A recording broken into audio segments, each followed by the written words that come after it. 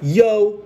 Ako si Zaki at ito ang prediction ko para sa Zoning 17. Gaganapin to sa TIU Makati ngayong June 1 sa Sabado na to. Magaganda yung matchup. Main event nila Lipcram versus Serdeo, tapos may dalawang solid na isabuhay battle. So simulan muna natin sa pinakaibaba ng poster. Casper versus Andros. Si Andros, napanood ko to versus Tulala sa 1 minute. Sobrang ganda ng pinakita niya doon. Capable siya mag-jokes, may bars din. Si Casper naman, lagi ko itong napapanood sa Motus. Plus yung performance niya rin sa 1 minutes, napaka-solid.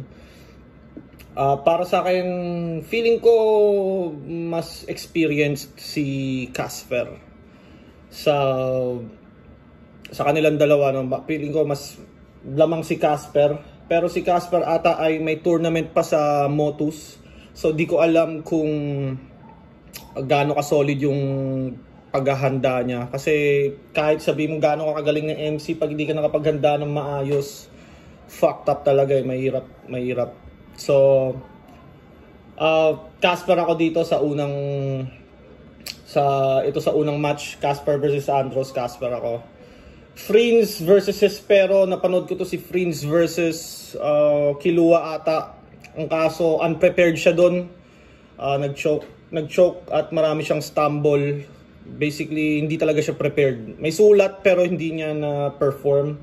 Espero, may mga ilang battle akong napanood. Espero ako dito, slight edge. Feeling ko mas consistent siya at yun, Hespero ako dito. Wala pa ako masyadong mga detalye sa kanila. Ito naman, Nego G versus Antonym. Ito, si Nego G, siya yung nakalaban ni 3rd D. Isa sa pinakamalupit na laban sa Motus, Nego G versus 3rd D. Si Antonym naman, ito yung nagsaspoken poetry, no, na lumipat siya sa battle rap. Itong dalawang to ay magpapaulan ng mga wordplay na kakaiba. Ito si Nego G at si Anthony, may mga kakaibang style to eh. Si Nego G, feeling ko pag uugatan to ng, kumbaga feeling ko maraming gagaya sa kanya. Feeling ko lang kasi sa flip top kada may bagong ginagawa, minsan nga sa una kinikengko, tapos pag tagal-tagal ginagaya na eh. So Nego G ako dito, Nego G. Mas trip ko yung mga wordplay niya, pero solid din naman si Antonym. At eto naman next, Katana versus Mirage. Tanginang hirap mamili dito. Si Mirage, veterans na to eh. Nasa 1 minutes lang siya ngayon, di ko alam bakit ngayon lang. Pero dapat matagal na. Siguro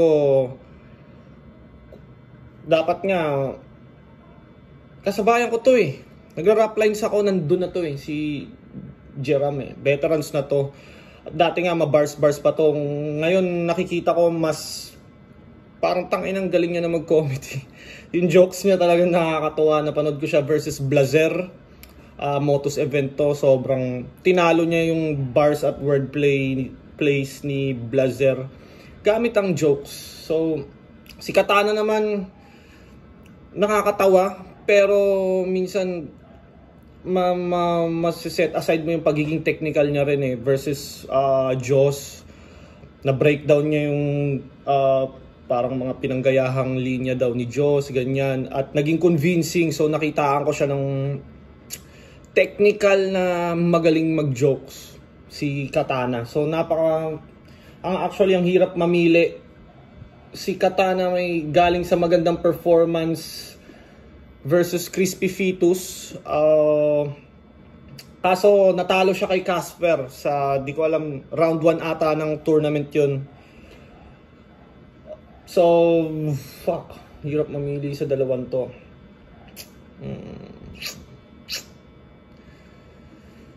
Tingin ko mas experienced si Jeram. Doon na lang, pero parehas malupit to eh. Mas experienced lang talaga si Jeram. Yun. Kay Jeram ako dito. Feeling ko makukuha niya. Pero hindi na ako masusurprise kung makuha ni Katana, of course. Isa sa pinakamalupit sa Motus to ngayon eh. Next, Unico versus Saint Ice. Unico galing sa talo kay Romano. Actually, parang either way talaga yung laban na yun eh. Sobrang dikdikan. Hindi ko nga in-expect na magiging ganun kalakas yung performance niya. Sabi niya last battle niya na yun, siguro nagbago yung isip niya, gusto niyang or bumalik yung gutom niya. What the fuck? Bumalik yung gutom niya sa battle. Tapos si Saint Ice naman, tangina, napanood ko to sa Motus din versus Michael Joe kay MJ. Tanginang ganda ng pinakita ni Saint Ice. At si Saint Ice lumaban na to kina Lumaban na to kina Abra at Apex. So experience nandun na rin, kay Unico experience nandun din. Siguro sa big stage mas batak si Unico sa big stage. Parang si Saint Ice, hindi ko kasi napanood ko lang siya kay dati.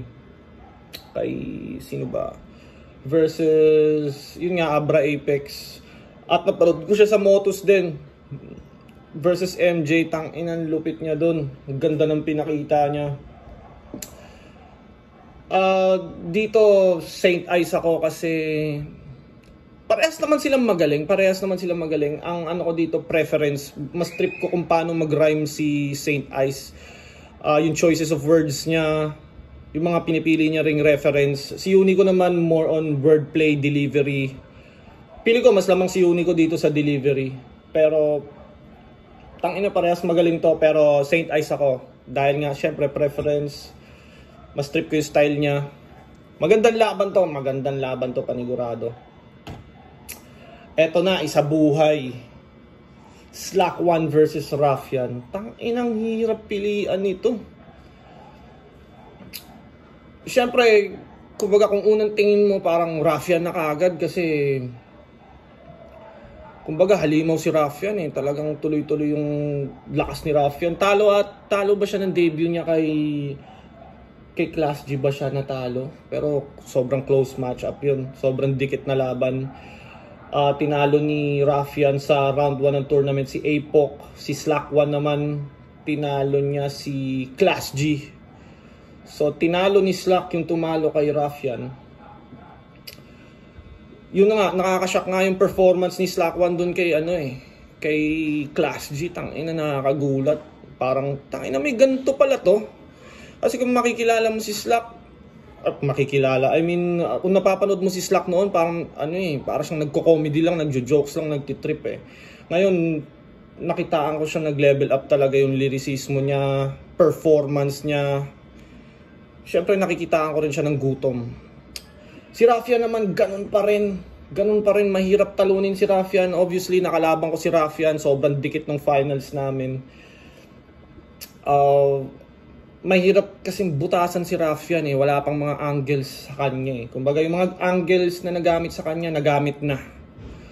So, kailangan ni Slack maghanap ng mga bagong angle na tas kailangan niya gawing effective. Tangin, ang hirap mamili dito. Ang hirap din ma-predict kung sino mananalo kasi si Slack 1, hindi naman to siguro pinanalo yung round 1 tapos magpapabaya ng round 2, di ba? Si Ruffian naman, gutom to. Gusto nito talaga mag-isa buhay champion. Noon pa niya sinasabi yan.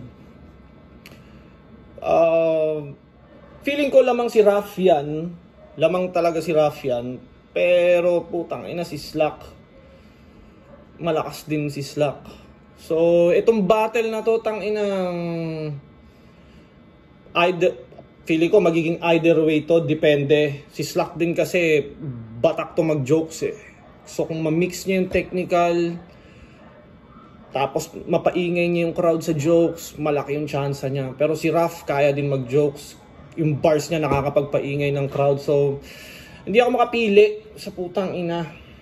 Sa dalawang to, feeling ko nandun pa rin slight edge kay Ruffian pagdating sa lyricismo, pero hindi mo pwede talagang tulugan si Slack.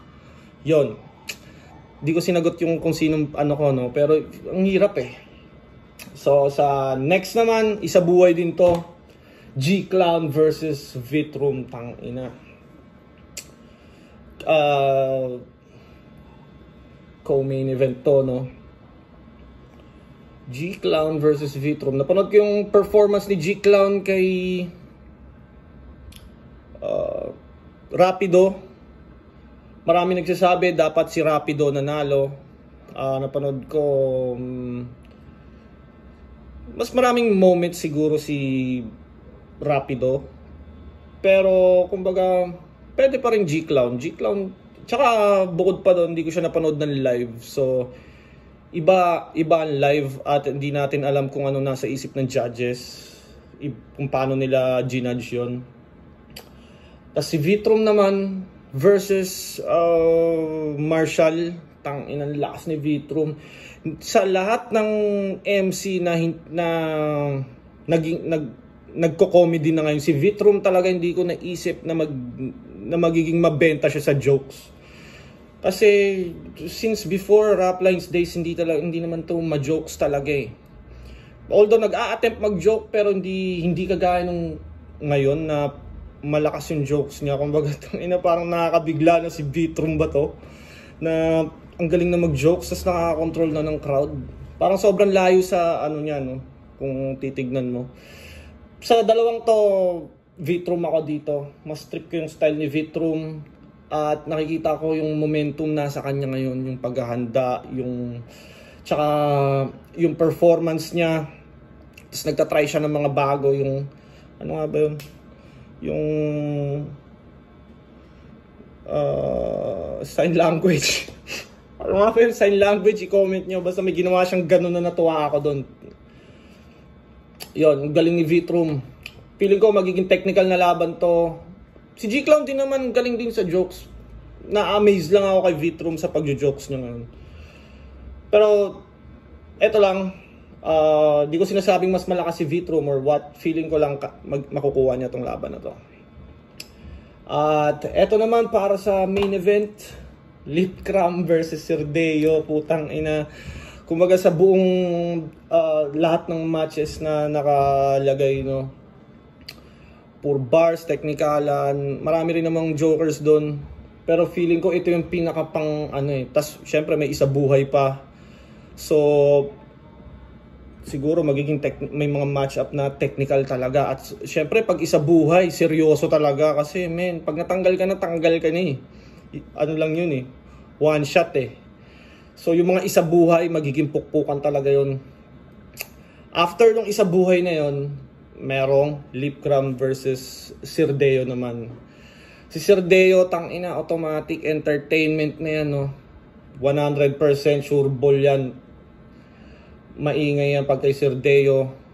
Entertainment, comedy. Tapos kay Lipcram naman, si Lipcram kasi basic na sa kanya yung ganun eh, magpatawa eh. Basic na sa kanya yun, nagte-technical na nga si Lip. Tsaka yung ginawa ni Lip sa Gapo versus Lance, tangina, tuwan-tuwa ako nung parang stand-up comedy siya. May mga moments dun na nakakatawa, may mga moments dun na parang sobrang haba na, parang sarap, uy, time na, parang ganun. Syempre on the spot yun eh. Sa experience, syempre Lipcram, sa level ng competition na hinarap ni Lipcram, nag-Shay na yan, nag-GL, sino pa ba mga, syempre nag-Zaki na rin yan, nag-M-Site na, nag-finals na ng isa buhay. So lamang talaga si Lipcram dito, no. Pero feeling ko hindi naman to nilagay dyan para maging competition. Ginawa to para entertainment. At syempre si Sirdeo, alam niya naman siguro kung sino yung kaharap niya, no, Lipcram. Alam niya yung background or yung stats ni Lipcram pagdating sa battle rap at gaano siya kahusay. So feeling ko magsi-step up din siya ng game. Magpapakita na naman siya ng bago. Tangina, sana lang wag sila maglaplapan, no, puta. Feeling ko naman di mangyayari yan, pero sana wag. Yun, Zoning 17, kita-kits tayo doon. Tangina, excited ako manood ng battle. Good luck sa mga lalaban, good luck sa mga isabuhay. Tangina, sarap mag-isabuhay ulit. Yun. Yun, maraming salamat kung umabot ka pa sa parte ng video na to. Gumawa lang ako ng video para may extra akong YouTube income. Alam mo yun, magsasalita lang ako kung may pera pa ako. Yo, maraming salamat.